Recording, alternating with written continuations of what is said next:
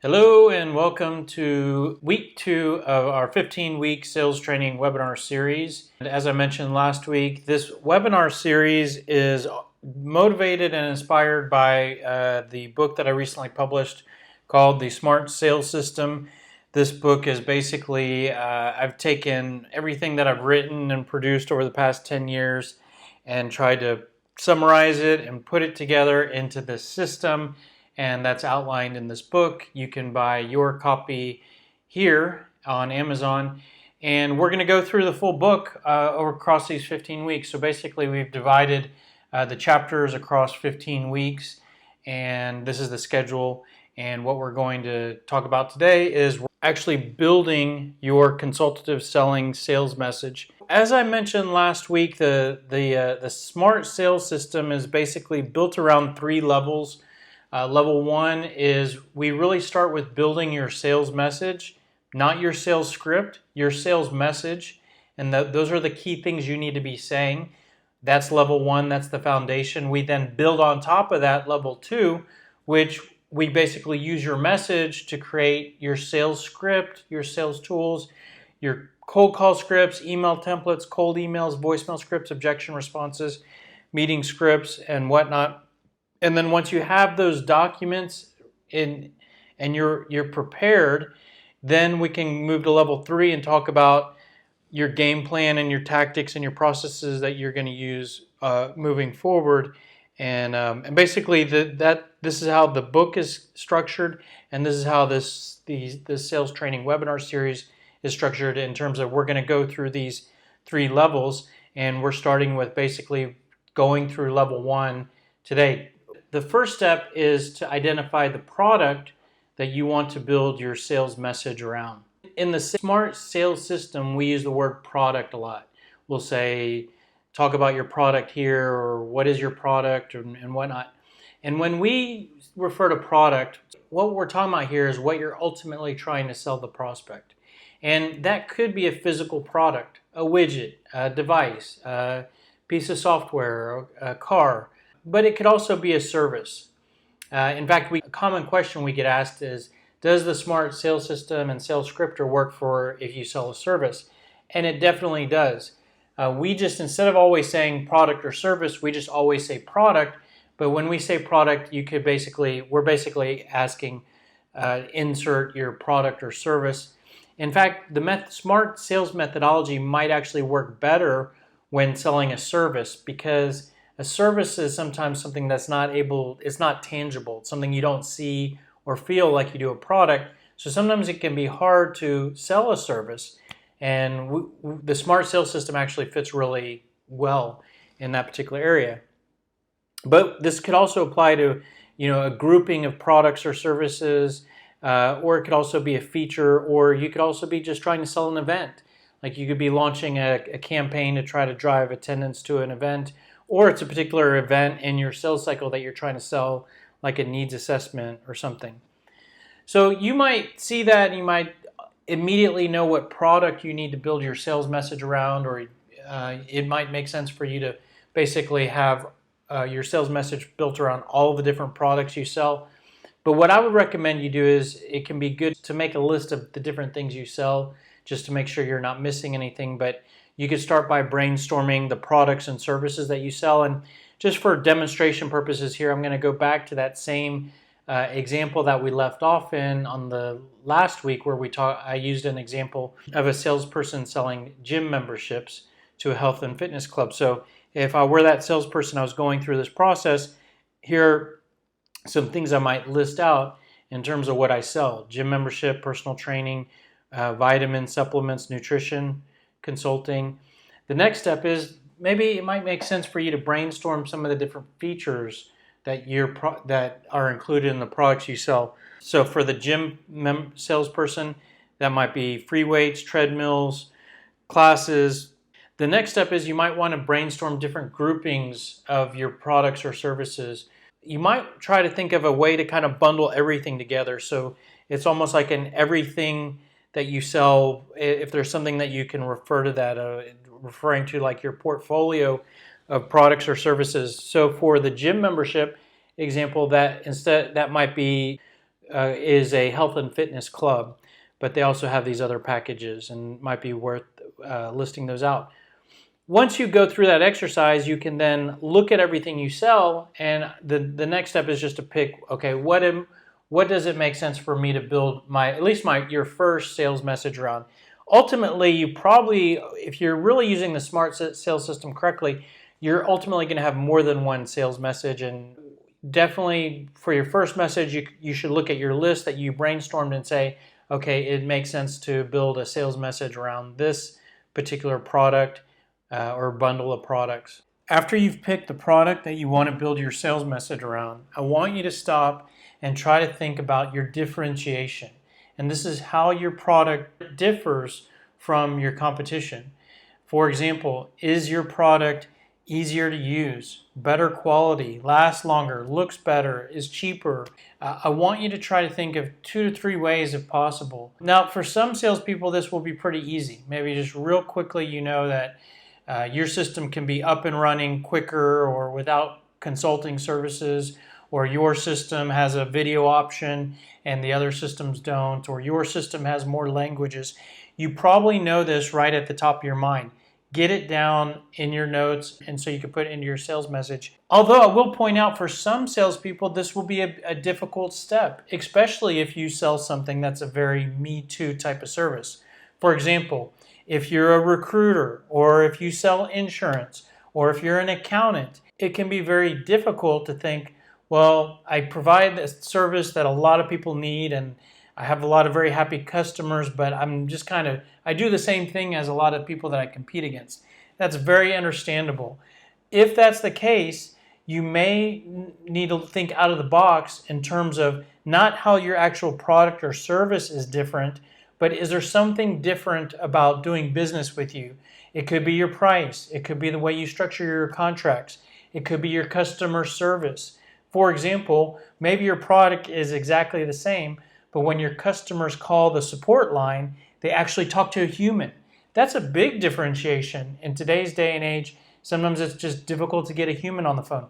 Well, your product could be exactly the same, but that's definitely differentiation, and it's definitely something you should have in your sales message. Although, if it's the case, your product is a Me Too product, you really don't differ in any sort of way, no problem at all. You can skip this step and still have a great sales message. The last step on creating sort of your product and company details is to think about any company bragging points. I personally don't want you talking too much about the company you work for. I want you focusing more on your prospect. But at the end of the day, if you have some really impressive details about your company, we want to get that in your sales message at certain times. So for example, if you've been in business a long time, 30 years, if you have a ton of customers, if you're a very large company, if you're international and operate in different countries, if you won certain awards, if you have certain accomplishments, patents on file, if you have some sort of financial strength, certain ownership details, sometimes it's good to mention that you're a woman-owned business or a veteran-owned business. So these are just some examples of interesting things, maybe impressive things about your company. And if you have any of these, it's not going to make or break you, but it's definitely stuff that you might want to mention at particular times in your sales message and in your script. The next step is to identify the target that you're creating a sales message for. And I just want to point out, we're going to dig pretty deep into the subject of targeting your sales message to different people. For your first sales message, this can be a very simple step, and you might even skip this whole step altogether, because if you're creating your first sales message, it might be a very broad message that you're targeting towards everybody. For example, your target could be businesses or small businesses or retirees or individuals.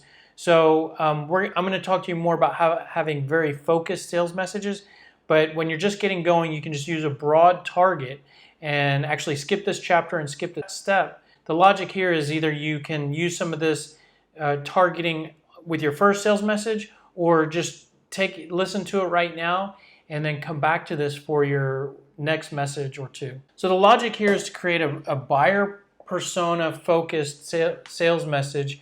And what that means is, when you have a product selling message, all you're doing is talking about the product that you sell in the company you work for primarily. And with that, you can use the same message for different buyers, right? It doesn't really matter the industry you're talking to because primarily you're just talking about your product.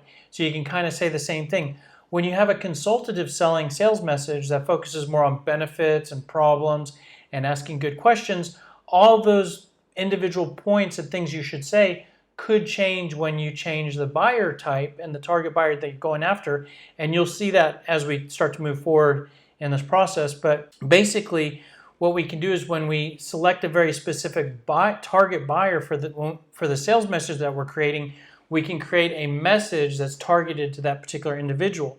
And this allows us to tailor the message to their interests and to their problems and to questions that make most sense to them. And this is where you literally start speaking the buyer's language. If you've ever had some sales managers tell you to speak the customer's language and you'll be able to sell more, that makes sense, but it's often difficult to do. This is how it can be easy to do that, because when you start to create a sales message, not only that's focused on their interests and their hot buttons, but also you can incorporate industry acronyms or industry events or industry related language. And like I said, you actually begin speaking their language. This could be the difference that sets you apart from the competition when you're making cold calls or sending emails, and could be the difference between you getting shot down or getting ignored and you getting your foot into that account. Now, the first step in maybe creating buyer persona targeted sales messages is to think about what target buyers are you going after and are you coming in contact with. And in order to do that, I recommend a step of brainstorming some of the buyer types that you should start to think about. So I'm going to go through some categories here. You don't need to memorize these or write all this down, but this is to give you some ideas of different target buyer types that you could go after. So like I said, for your first sales message, you might want to just use very broad buyer types that you can kind of use and create a very broad message that you can use for everybody. And that way you can start adopting the system with one message and keeping it kind of simple right out of the gate. So you could use just sort of businesses, small businesses, business owners, executives for your target buyer type. You might want to think about the different size of organizations that you're going after. Are you going after very large corporations or small businesses?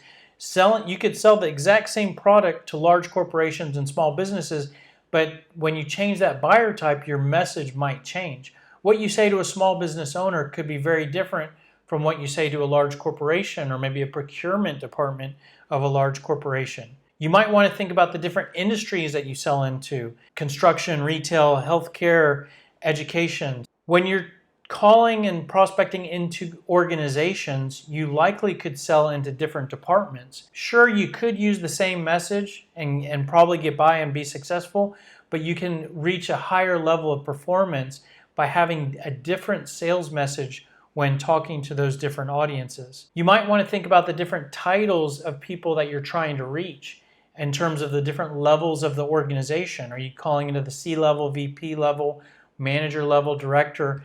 Typically, when you move up the organization, the interests slightly change. The prospect becomes more big picture focused, less technical. When you're talking lower in an organization, you can focus more on the technical details. With that, you might end up benefiting from having a different message when talking to those different people. This one's a little bonus or a little extra step, but you could also have a different sales message for different sales stage prospects. For example, when you're talking to cold prospects that you haven't engaged with at all versus talking to past customers or even current customers that you're trying to cross-sell, those could be totally different messages, different emails, different call scripts, and you might benefit from thinking about who are the different people that you're going after and preparing for those. That might be overwhelming, and like I said, don't worry about that too much. That's just to kind of get your thoughts going. But for your planning long term, you can use any brainstorming you do on the different departments, different industries that you might go after, make those notes, and then you can create a tool that I call your campaign coordinates. And you end up with a tool that looks like this. Now, the column going up and down vertically on the left side, that's your brainstorming that you did with the different things that you sell. and this is where your notes come into play here from the previous chapter.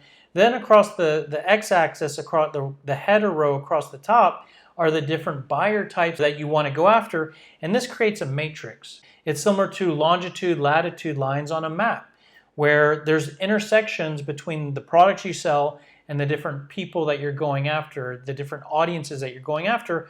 Where those intersect, that could be a sales message that you could create or a campaign that you could create. And if you look at this, just from the brainstorming I've done right here, there's a lot of different combinations. You by no means would want to create all of those. You want to look for, okay, what do I need to just hit the ground running? So that might be the sort of the everything product, maybe targeting businesses or small businesses. And then you just create that as your first message and maybe put a check mark in that intersection. And so this would be your a planning tool to create your sales strategy around and your sales messaging campaigns that you want to create over a period of time. Now, just to give you an anecdote of how this could help you, we can go back to the concept of coordinates and longitude, latitude, because think if you and I were to take a road trip and we wanted to drive across the country or the state and see some really interesting things. Well, if we just get in our car and try to drive and see what comes along our way, then we decrease our odds of our goal of successfully seeing some different interesting sites. But if we plan out the coordinates and the destinations of the different things we want to see, we greatly increase our odds of hitting our goal of seeing interesting stuff. Well, it's kind of the same thing with your sales strategy, in that your goal is to sell certain products and to hit your targets and to increase your revenue. And if you just have that very broad goal and you just go out and you try to talk to every prospect that you can come in contact with and talk about whatever product it seems to make sense talking about at that particular time, that's the equivalent of just driving around hoping to see some interesting stuff, which you may have some success, but your odds of success are lower than they would be if you had a plan. And so this is where you can start to build your plan for your sales strategy of what you want to sell and who you want to go after. And just in the same way that plotting out your coordinates on a map can increase your chances of having a successful road trip, this can increase your chances of having a successful sales strategy. Now, there's a very good chance that you just heard all of that and it might be overwhelming, especially with all of this being new to you. And my advice to you is, we definitely believe in a crawl, walk, run approach. And so don't let that overwhelm you. Our hope would be that you just did some brainstorming and at least made some notes and have some juices flowing in your head. But you don't really need to take all of that action and build all of that right now, because the crawl step is just to build one sales message. And like I said, in most situations, this would be a broad message that probably is for all of your products and targeting a large segment of the market, such as businesses, and create a broad sales message and just use that. Once you're ready to go from crawling to walking, you can come back to this process and come back to your brainstorming, and you can create additional sales messages that you can start to use and add in once you've sort of begun to adopt this smart sales system. The additional messages that you might want to create for your walk phase might be individual sales messages for different products that you sell. And once you're ready to go to the next level and you're ready to run, you could come back to this process, and this is where you might create different sales messages for the different types of buyers. So this is where you might want to create a finance department sales message or a manufacturing industry sales message. The next step is to identify the value that the product or service offers that you've selected for your sales message. And when we say value can mean a lot of different things to a lot of different people, but just to simplify it, when we refer to the word value, we're referring to the benefits or improvements that your product can deliver to the particular buyer, customer that you're selling it to. So when you sell something, what do they stand to improve by consuming what you sell?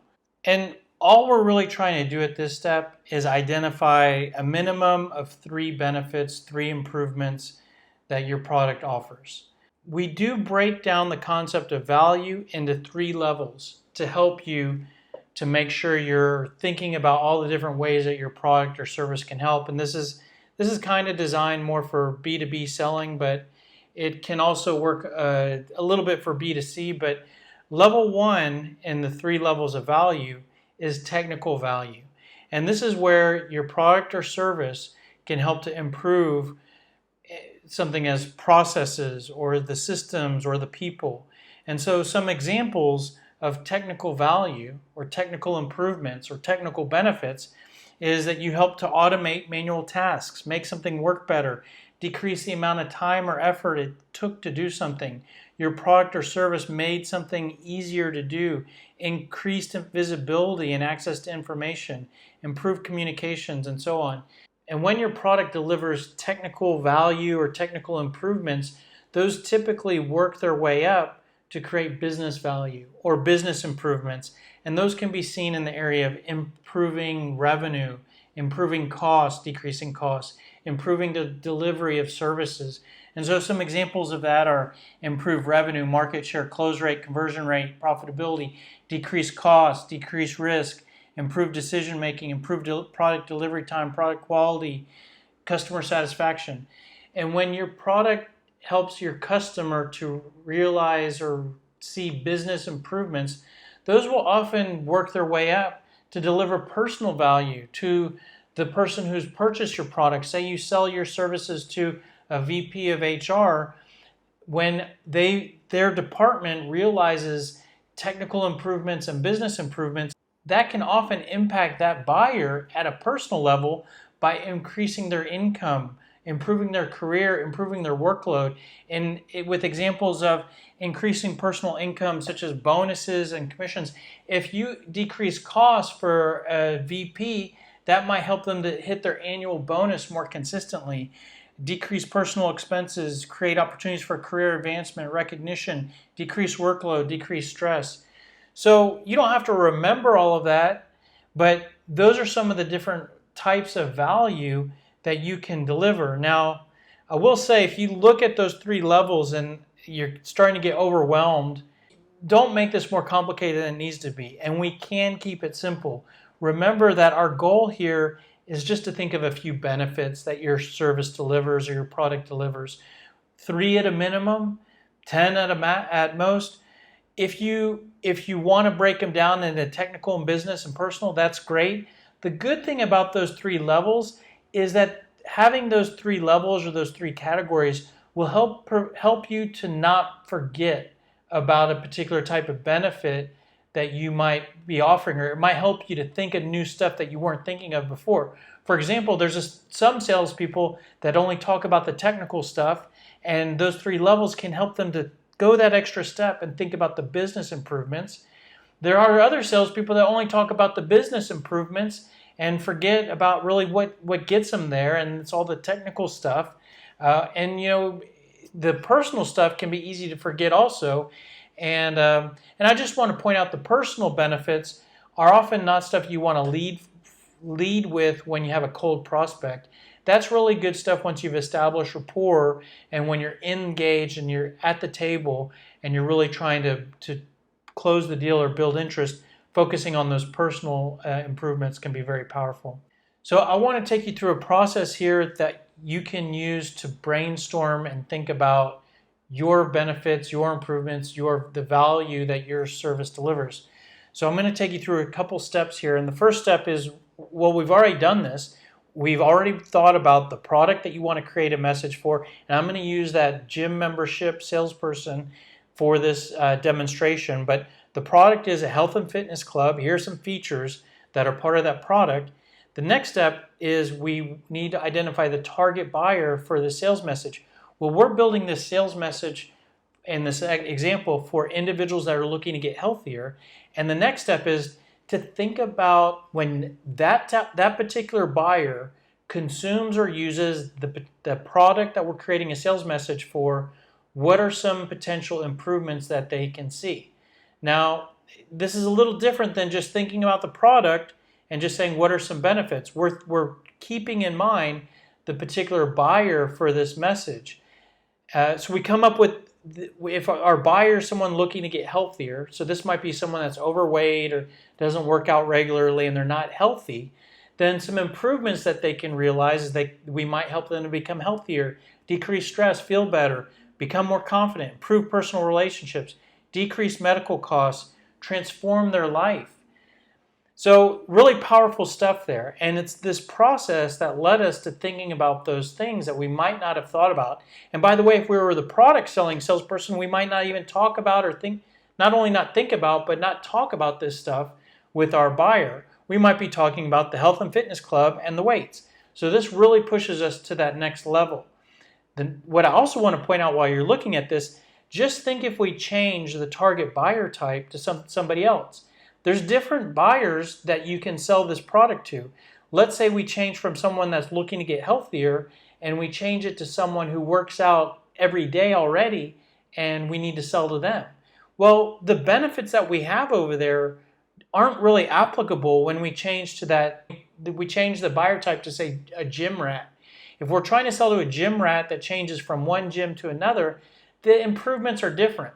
Maybe the improvements are a 24-hour access to facility, cleaner facility, better personal training, get to the next level. So you can see the benefits change. Here's another example. What if we change from selling to individuals to selling the health and fitness club to businesses to offer as a benefit to their employees? Then the improvements totally change to something completely different. They change to helping small businesses to have a competitive benefits package, helping to improve recruitment of new employees, helping to improve retention, decrease turnover. Totally different benefits. So as you can see, while the product stays the same always, when we change the buyer type, the benefits and improvements change. And this is how we end up with different sales messages that are focused on the different buyer personas that we're engaging with. And this is how you get to that next level. Now, you may go through that and you may be able to think of your 3 or 4 or 5 different benefits and build your sales message, and that's great. If you have trouble with that, or if you want more help brainstorming, here are some questions that you can ask yourself. And so there's questions for each level of value. So here's some technical value brainstorming questions. I'm not going to read through all of these. You can copy these down from the recording or get the slides. But here are questions you can ask yourself to think of different ways that your product can help from a technical standpoint. Here are some questions you can ask yourself to think of business improvements that your product might deliver. And here are some questions you can ask to think about different ways that your product might help the buyer at a personal level. Now, the next step is to think about the pain that your product helps your prospect to resolve, minimize, or avoid. And pain is basically when something's not working well or could be working better for your buyer. And by being able to identify the pain that you can help to resolve, you can get that into your sales message, and that can help you to communicate better, build interest. It can help you to identify when someone needs what you sell, so it can help you with qualifying as well. And I just want to point out, the SMART sales system isn't the first sales training methodology to talk about benefits and pain points.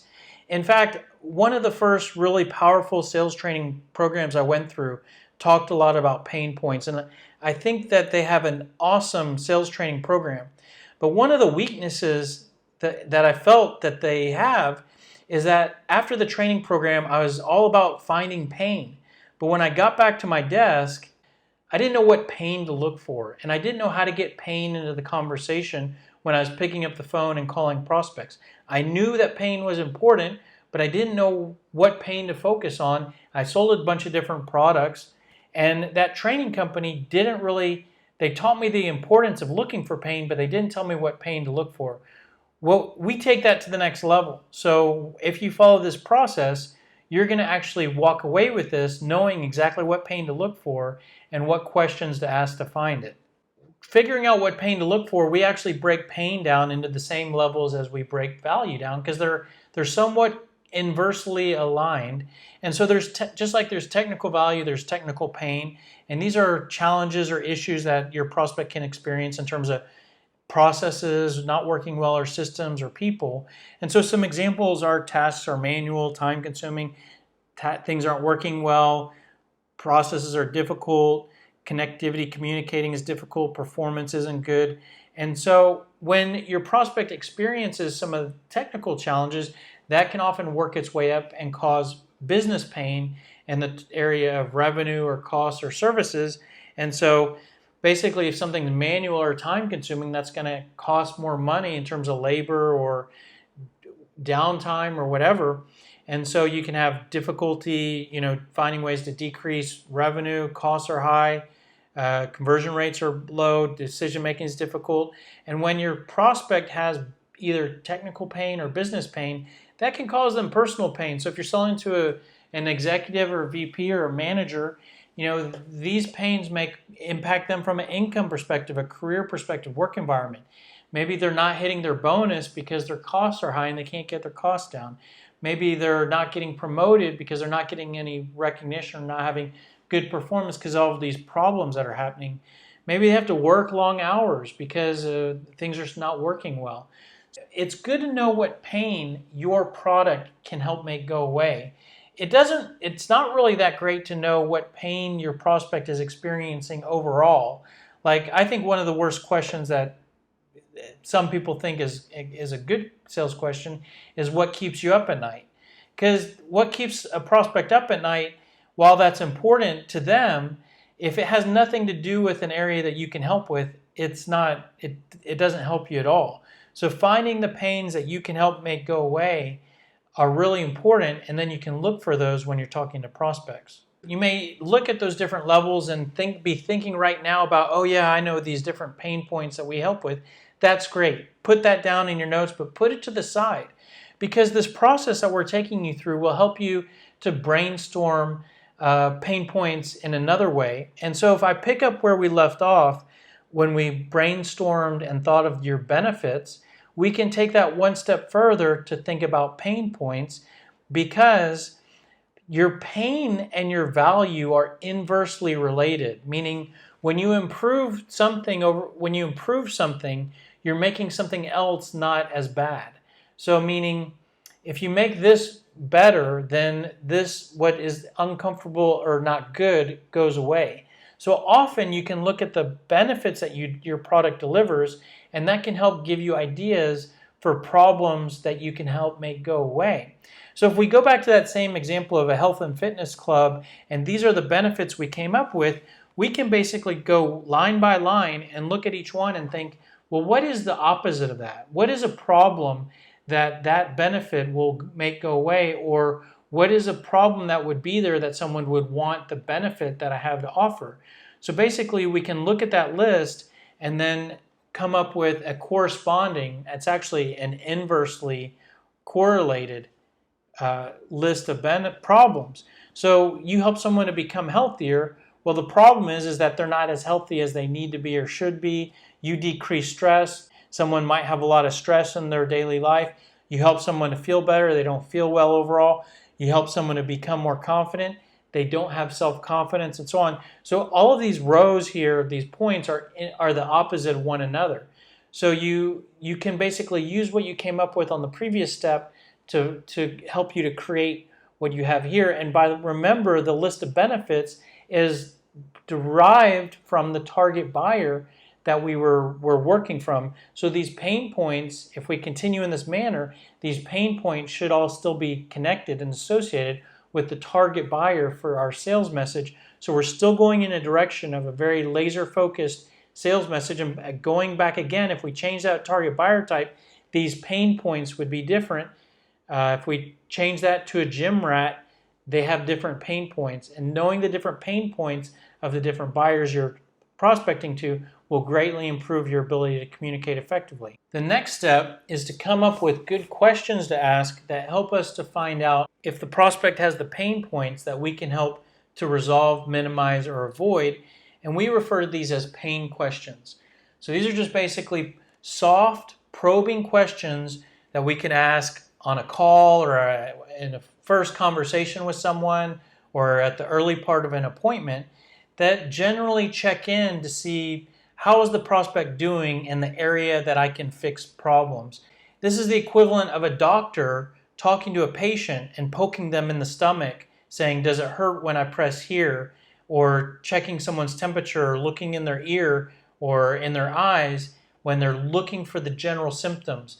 They're not running an MRI or doing a deep test. They're just doing a general probe to see what's going on. And we call these pain questions. I'm going to help you to have some ideas of how to develop good pain questions to ask. But before we talk about creating your pain questions, I want to talk about a couple challenges you have with asking these questions and with finding pain. And it's important to know this, to know that it can be challenging to compose the right question or to know what you're dealing with when you ask the questions that we're going to help you to create. And the first thing that you need to be aware of is what I would call latent pain. And this is where your prospect thinks that everything is okay and that they don't have pain because they're completely unaware of it. They genuinely think everything is okay and that they don't have any pain, but they really do.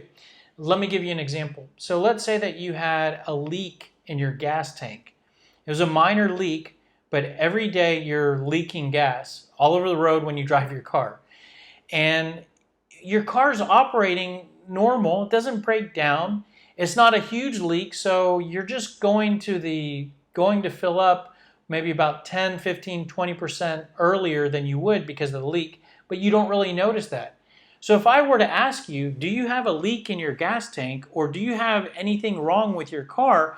You would tell me, no, everything's great. Car's running great. And that is what latent pain is. You have pain, you have a problem, you're just completely unaware of it. And that can often be the case. And that's not something to be overly concerned about, but it's important to know because you can design your questions to minimize that, and you can improve the way you ask questions and respond to questions to be more prepared for that. And we're going to talk about that throughout this sales training program. The next challenge that you need to be prepared for is a state of denial. So this is where the prospect, they might know that things aren't perfect, or they may know that there is a problem, but you're a salesperson and they're trying to get rid of you. So if you ask them and strike a chord on something that's not working well, they may say that everything's okay because they're in maybe a conscious state of denial, and they're saying this, they're denying that they have pain just to kind of get rid of you so they can get back to work. An example of this might be an athlete who gets hurt in a game and they feel pain, but when the coach says, "How are you doing?"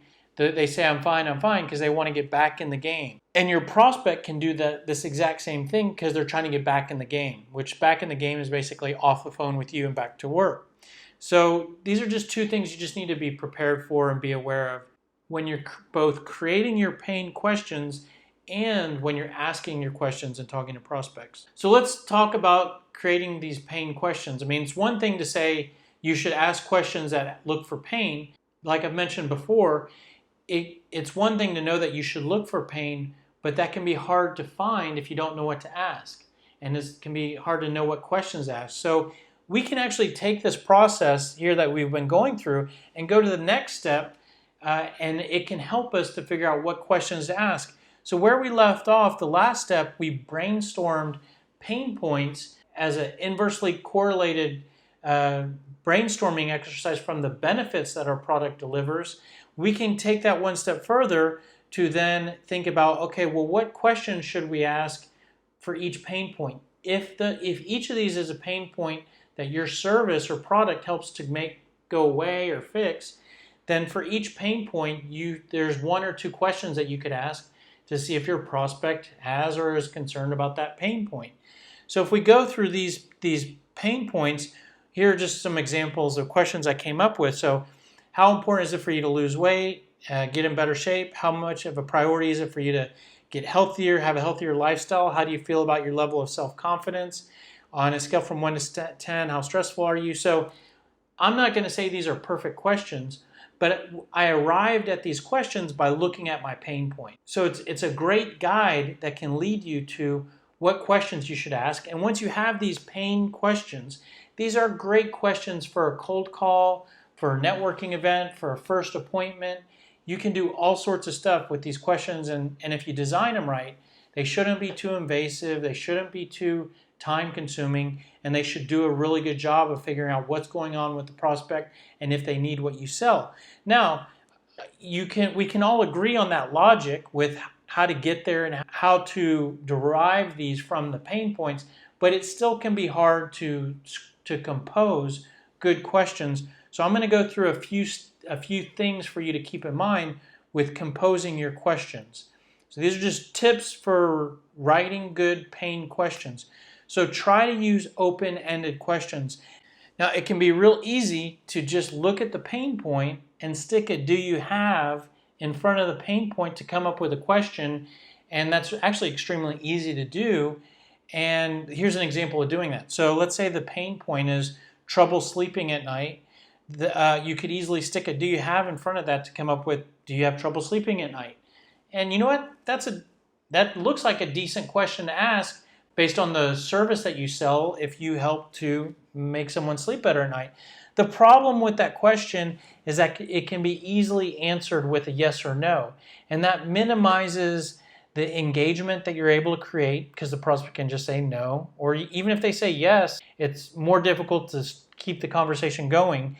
It decreases the amount of information you're able to extract from that question. So try to compose your questions to be open-ended where they can't be answered with a yes or no. The next thing is I like to look at the pain points that you help to resolve and start out with a feeling question. How do you feel?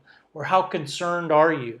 So instead of just asking, do you have this? Like, do you have a leak in your gas tank, or is your car not running correctly? I like to soften it, make it more broad by asking about feelings.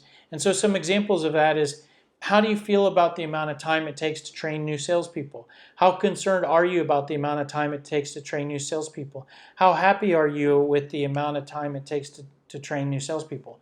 So if I was that's the same pain point there for all three of those questions. But if I was more direct, I might say, does it take you a long time to train new salespeople? Do you need to decrease the amount of time it takes to train new salespeople? Which I can easily get a no, we're fine, we're fine.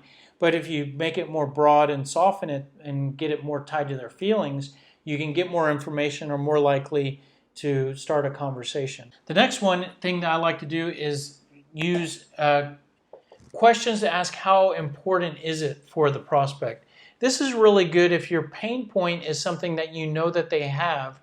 For example, if you sell a service that helps a business to get more traffic to their store, to their website, you know that just about every business wants more traffic, right? So if you were to say, do you need more website traffic or more foot traffic? That's a less than optimum question to ask because you know that everybody needs it. What I like to do is identify where does that concern rank on the things that are important to them.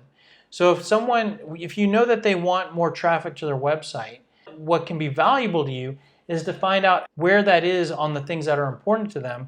Here's an example of how you could phrase that. How much of a priority is it for you to find new ways to increase your website traffic? How important is it for you to find new ways to increase your website traffic? So two ways to ask that question where instead of just asking, do you need more traffic, you're trying to figure out where it is in terms of their priority or level of importance. When was the last time you did this question? So how often have you experienced errors in your invoices? When was the last time you analyzed your invoices?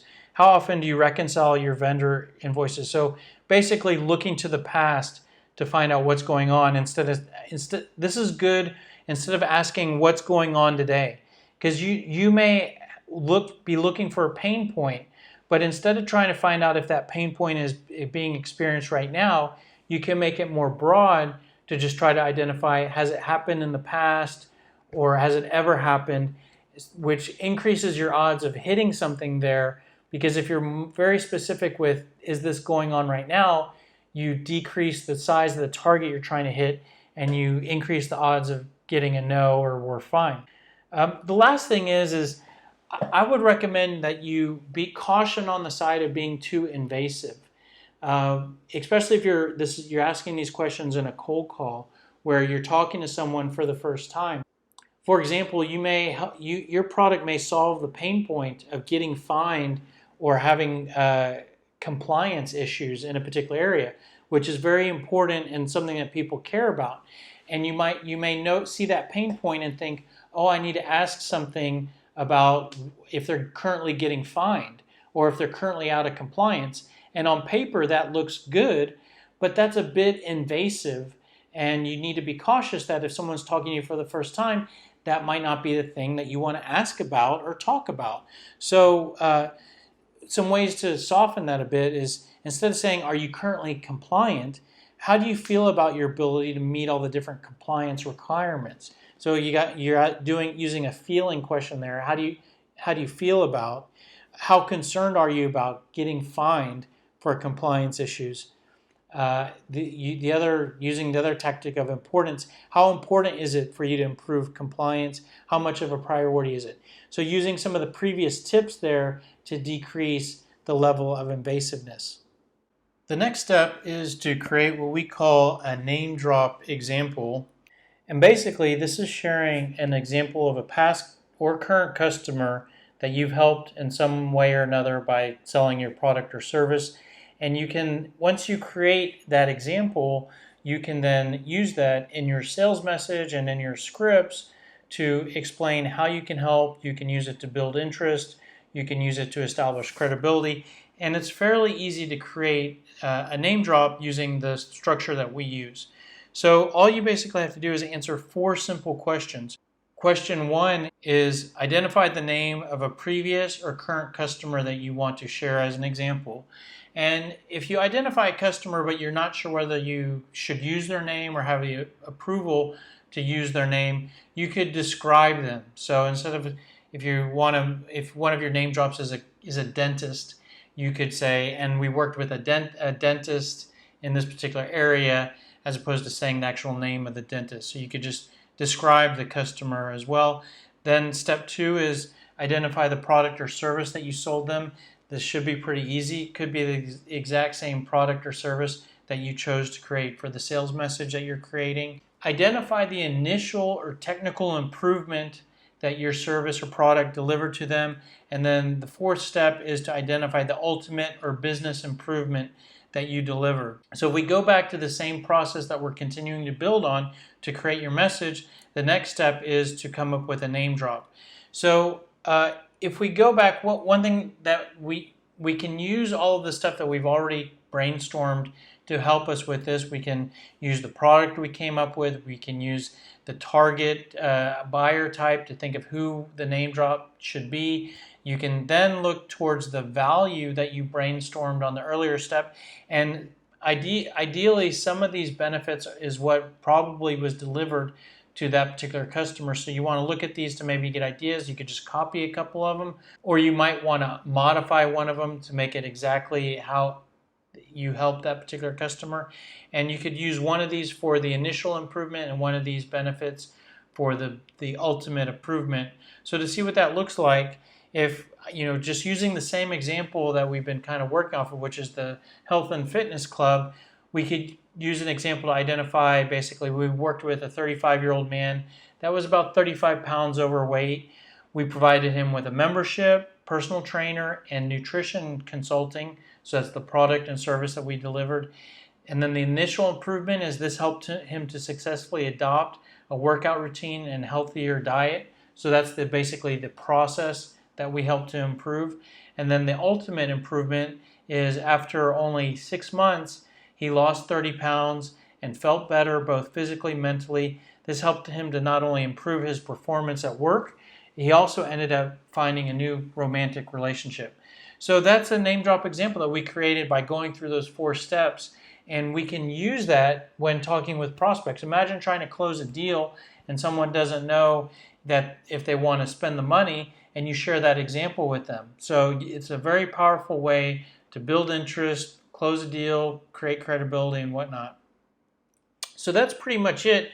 We basically just we went through the process that you can go through to create your sales message. And the next step in adopting and implementing and learning about the smart sales system is now we can move up to level 2.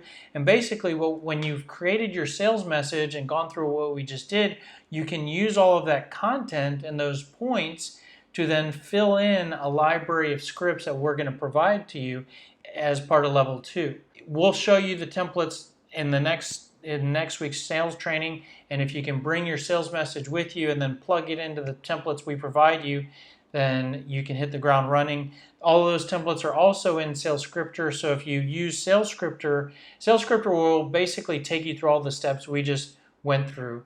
And so if you enter your information in each thing that we asked you for, there's basically a field in Sales Scripter. And if you put your answer in that field, then Sales Scripter provides level 2 already created, and the software creates all of those documents for you.